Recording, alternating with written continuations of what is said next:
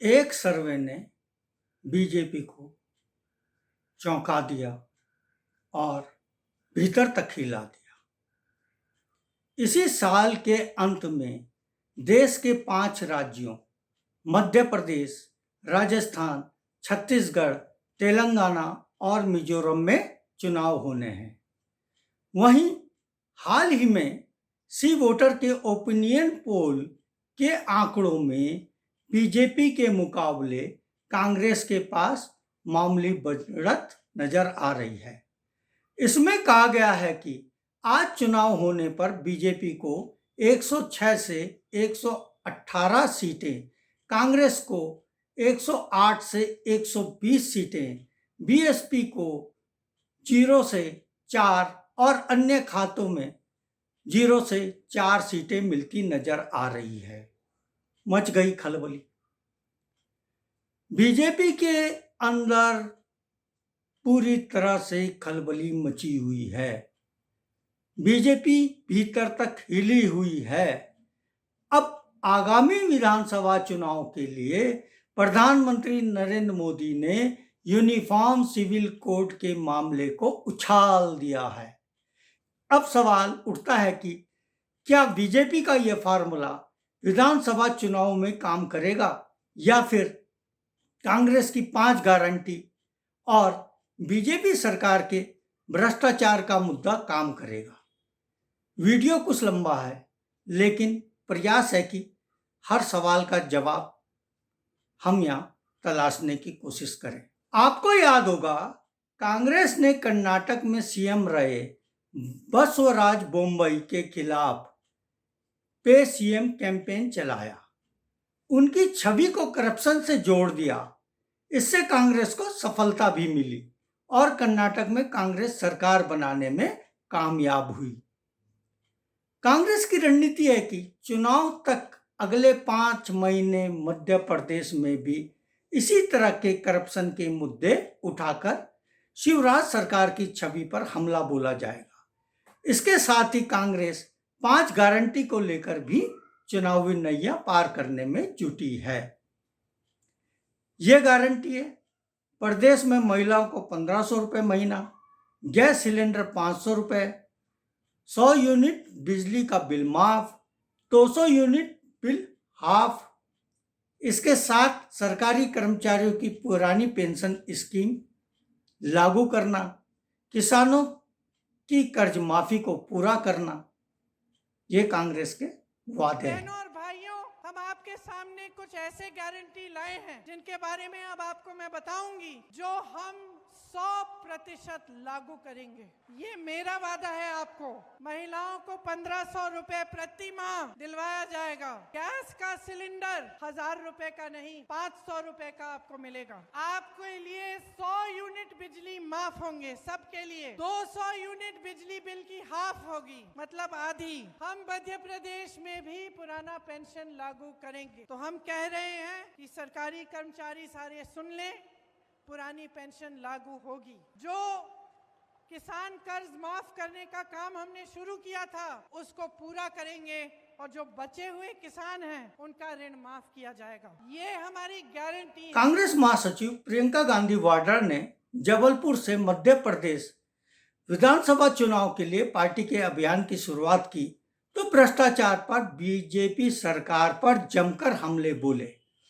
प्रियंका ने कहा, मध्य प्रदेश में बड़े पैमाने पर भ्रष्टाचार हो रहा है। मध्य प्रदेश में 225 भ्रष्टाचारियों की सूची है। यह सूची प्रधानमंत्री नरेंद्र मोदी द्वारा साझा की गई गलतियों की सूची से भी लंबी है। मध्य प्रदेश में हर महीने घोटाला हुआ। प्रियंका ने महाकाल लोक में आंधी से क्षतिग्रस्त मूर्तियों का भी जिक्र किया।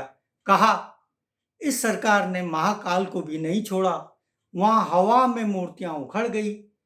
एक पुजारी ने मुझे वीडियो भेजा, वह कह रहे थे हवा में मूर्तियां उड़ रही हैं। ये कैसी सरकार है, कैसे चल रही है? प्रदेश में रिश्वत राज चलाया जा रहा है। प्रियंका ने कहा, आपको हर कदम पर रिश्वत देनी पड़ती है। यहाँ घोटाले पर घोटाले हो रहे हैं। राशन घोटाला, स्कॉलरशिप घोटाला, व्यापम घोटाला, शिक्षक पात्रता भर्ती घोटाला, खनन घोटाला, कोरोना घोटाला, बिजली विभाग का घोटाला, पुलिस भर्ती घोटाला, ई टेंडर घोटाला, टीवी सेट घोटाला। घोटालों की ये लिस्ट इतनी लंबी है कि मोदी जी ने गालियों वाली जो लिस्ट गिनाई थी, ये तो उससे भी बड़ी हो जाएगी। इन्होंने नर्मदा मैया को भी नहीं छोड़ा, खनन करते जा रहे हैं। आखिर ये लोग कहाँ रुकेंगे? साथ ही प्रियंका गांधी ने अपने भाषण के दौरान मंच से दावा किया, इस सरकार ने 3 वर्ष के कार्यकाल में सिर्फ 21 लोगों को सरकारी नौकरियां दी। प्रियंका गांधी ने मंच से सरकारी नौकरी पाने वालों को हाथ उठाने को कहा। जब एक हाथ नहीं उठा तो बोली, यह हाल है इस सरकार के। वहीं नौकरी के सवाल पर प्रियंका ने ट्वीट किया कि कांग्रेस सरकारों ने देश में रोजगार देने के लिए सार्वजनिक क्षेत्र की उम्दा कंपनियां बनाई थी, लेकिन मोदी जी के शासन ने इन कंपनियों को बेहाल कर दिया। हाल देखिए, 7 PSUs में 3.84 लाख रोजगार खत्म हो गए। PSUs के ठेके व संविदा वाले कर्मचारियों की संख्या 19% से बढ़कर 42% हो गई। अच्छी नौकरियां देने वाली इन कंपनियों से रोजगार खत्म क्यों किया जा रहा है? देश निर्माण में महत्वपूर्ण सहयोग देने वाली इन कंपनियों को मोदी जी की सरकार क्यों बर्बाद कर रही है? यह है प्रियंका गांधी के सवाल। इस समय आप देख रहे हैं लोक साक्ष्य वेब न्यूज पोर्टल का यूट्यूब चैनल। इसे कृपया लाइक करना और सब्सक्राइब करना ना भूलें। साथ ही वीडियो को पूरी भी देखें। उधर विदेश दौरे के बाद से ही पीएम नरेंद्र मोदी चुनाव प्रचार में जुट गए। भोपाल में प्रधानमंत्री नरेंद्र मोदी ने कांग्रेस की 5 चुनाव गारंटी का नाम लिए बिना तीखा प्रहार किया। उन्होंने कहा, मेरी गारंटी है, हर घोटालेबाज पर कार्रवाई की गारंटी, हर चोर लुटेरे पर कार्रवाई की जाएगी। प्रधानमंत्री मोदी ने कहा, अगर आपको विपक्षी पार्टियों के परिवार का भला करना है तो आप उन्हें वोट दीजिए, लेकिन यदि आपको अपने परिवार का भला करना है तो आप बीजेपी को वोट दीजिए। उन्होंने आगे कहा, आज मैं एक गारंटी देना चाहता हूं, अगर उनकी घोटाले की गारंटी है तो मोदी की भी एक गारंटी है। मेरी गारंटी है, हर घोटालेबाज पर कार्रवाई की गारंटी, हर चोर लुटेरे पर कार्रवाई की गारंटी। जिसने गरीब को लूटा है, जिसने देश को लूटा है, उसका हिसाब होकर रहेगा। सोच समझ कर तय करना है कि आप किसका भला होता देखना चाहते हैं। गांधी परिवार के बेटे बेटी का विकास करना हो तो फिर कांग्रेस को वोट दीजिए, लेकिन मेरी बात ध्यान से सुनिएगा। अगर आपको अपने परिवार के बच्चों का भला करना है तो आप वोट भाजपा को दीजिए। यहां एक सवाल यह भी अहम है कि भ्रष्टाचार के मामले जब बीजेपी पर लगते हैं या फिर पार्टी के किसी नेता पर दुष्कर्म के आरोप लगते हैं तो इस संबंध में पीएम मोदी एक शब्द भी क्यों नहीं बोलते हैं। ताजा उदाहरण पहलवानों का दिल्ली में धरना रहा। महिला पहलवानों ने यौन शोषण आरोपों में घिरे बीजेपी सांसद बृजभूषण सिंह की गिरफ्तारी की मांग की, लेकिन गिरफ्तारी हुई अभी तक नहीं। उम्मीद भी कम ही लग रही। मुकदमा भी सुप्रीम कोर्ट के आदेश से हुआ। ऐसे में बीजेपी नेताओं के नामों की जो लिस्ट है जिन पर यौन शोषण के आरोप लगे हैं वो भी बहुत लंबी है। ये हम नहीं कह रहे, आप गूगल सर्च कर लीजिए। रही भ्रष्टाचार की बात, पीएम मोदी जी की गारंटी, यहां तो हम यही कहना चाहते हैं, सबसे पहले अपनी पार्टी से ही ऐसे लोगों को दूर करो, तब लगेगा आपने ईमानदारी से कोई बात कही है। क्योंकि बीजेपी पहले जिन नेताओं पर भ्रष्टाचार के मामले गिनाती रही, यदि उनमें से कोई नेता बीजेपी में शामिल हो गया तो वो दूध का धुला कैसे हो गया। इनमें बीएस येदियुरप्पा, बेल्लारी के रेड्डी बंधु, असम के सीएम हिमंता बिस्वा शर्मा, एमपी के सीएम शिवराज सिंह चौहान सहित कई ऐसे नामों की लंबी लिस्ट है जिन पर बीजेपी खुद भी पहले भ्रष्टाचार के आरोप लगाती रही। अब उत्तराखंड में ही देख लीजिए, वर्ष 2016 में हरीश रावत की सरकार गिराने की साजिश रची गई। साजिशकर्ता पर क्या कार्रवाई हुई पता नहीं। इतना जरूर है, हरीश रावत खुद अब सीबीआई के फेर में फंसे हुए हैं। वर्ष 2016 में बहुचर्चित स्टिंग ऑपरेशन मामले में सीबीआई ने कांग्रेस के वरिष्ठ नेता एवं उत्तराखंड के पूर्व मुख्यमंत्री हरीश रावत को नोटिस थमा दिया है। इसके साथ ही चुनाव में बीजेपी नया दांव यूनिफॉर्म सिविल कोड खेलने जा रही है। एमपी में प्रधानमंत्री मोदी ने यूनिफॉर्म सिविल कोड यानी समान नागरिक संहिता की वकालत करते हुए कहा, एक ही परिवार के अलग अलग सदस्यों के लिए अलग अलग नियम नहीं हो सकते हैं और कोई भी देश दो कानूनों के आधार पर नहीं चल सकता है। उन्होंने कहा, हमारा संविधान भी सभी नागरिकों के लिए समान अधिकारों की बात करता है और सुप्रीम कोर्ट ने भी यूसीसी लागू करने को कहा है। उत्तराखंड जैसे राज्य अपना समान कोड तैयार करने की प्रक्रिया में है।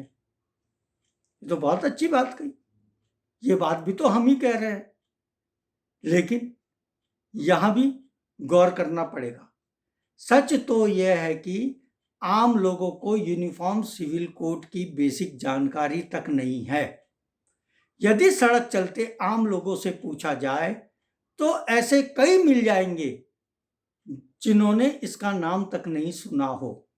वहीं एक देश एक कानून की बात यदि आम जन से पूछी जाए तो वो इसका समर्थन जरूर करेंगे, लेकिन पहले प्रधानमंत्री जी को ये भी बता देना होगा, एक देश में दो तरह के कानून तो भीड़ तंत्र ने बनाए हैं।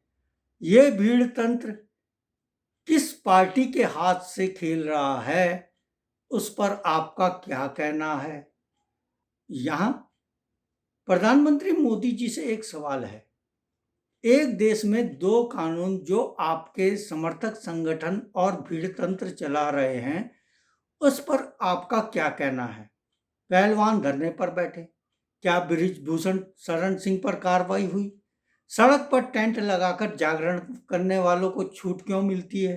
वही नमाज कोई सड़क पर पढ़ता हुआ मिल गया तो उस पर कार्रवाई क्यों होती है।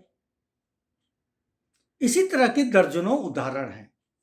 जब जनता ही कानून हाथ में ले रही है, चाहे लव जिहाद हो, गौकसी के नाम पर हो या फिर दूसरे मामले। उत्तराखंड के उत्तरकाशी में मुसलमानों को लव जिहाद के नाम पर घर और दुकान खाली करने के नोटिस दिए। ऐसे नोटिस लगाने वालों पर क्या कार्रवाई हुई। उन्हें पलायन पर मजबूर करने वालों के खिलाफ सरकार ने क्या कदम उठाए। हरिद्वार में धर्म संसद में भड़काऊ भाषण देने वालों के खिलाफ सुप्रीम कोर्ट के आदेश के बाद क्यों मुकदमा दर्ज हुआ, उससे पहले क्यों नहीं हुआ। गौ रक्षा के नाम पर लोगों को हत्या करने का अधिकार किसने दिया। क्या ऐसे लोगों को मौन समर्थन दिया जा रहा है। क्या ऐसी घटनाओं पर आप एक शब्द नहीं बोलते हो। क्या लोगों को दंगाई बनाने वाले बयानों के खिलाफ आप नहीं बोलोगे। क्या आप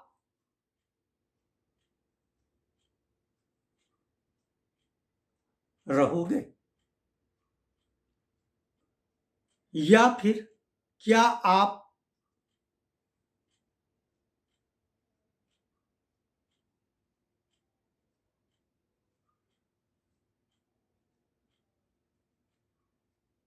बुरा ना देखो, बुरा ना सुनो, बुरा ना कहो, इसलिए मौन रहो, ये नीति अपनाकर चल रहे हो? रामनवमी, बकरीद या अन्य मौकों पर भीड़ तंत्र सक्रिय हो जाता है। कश्मीर के पुलवामा की एक मस्जिद में सेना घुसकर लोगों को जय श्री राम का नारा लगाने का दबाव डालती है। द टेलीग्राफ अखबार लिखता है कि पुलवामा की मस्जिद में जय श्री राम के नारे लगाने के आरोपों से सेना घिर गई है। हालांकि बाद में सेना के वरिष्ठ अधिकारियों ने रविवार को माफी मांगी और ये जानकारी दी है कि इस कथित तौर पर शामिल मेजर को हटा दिया गया है।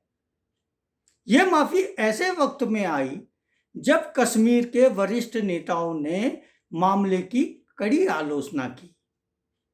नेताओं ने कथित तौर पर शामिल राष्ट्रीय राइफल्स के सैनिकों की जांच करने की बात कही थी। इस मामले में सबसे पहले आवाज जम्मू कश्मीर की पूर्व मुख्यमंत्री महबूबा मुफ्ती ने उठाई थी। क्या देश के अधिकांश मीडिया ने इस खबर को दिखाया? नहीं दिखाया, क्योंकि अब सेना में भी राजनीति का प्रवेश हो गया है। ये स्थिति आपको कहां ले जाएगी, इसका अंदाजा आप खुद ही लगा लीजिए। एक खबर मध्य प्रदेश से भी आई। सीहोर में सरेआम बजरंग दल का जिला संयोजक विवेक राठौर धर्म विशेष को लेकर टिप्पणी करता है। इसमें वह कहता है मस्जिदों में बजरंग दल के कार्यालय बनाए जाएंगे। वर्ग विशेष ने कोतवाली पहुंचकर मुकदमा दर्ज किया, लेकिन कार्रवाई क्या हुई ये जानकारी अभी नहीं आई है। ये तो सारे देशवासी चाहते हैं सबके लिए एक कानून हो, लेकिन एक कानून को अमल करने की भी कोशिश हो। किसी घटना को लेकर एक तरफा कार्रवाई ना हो।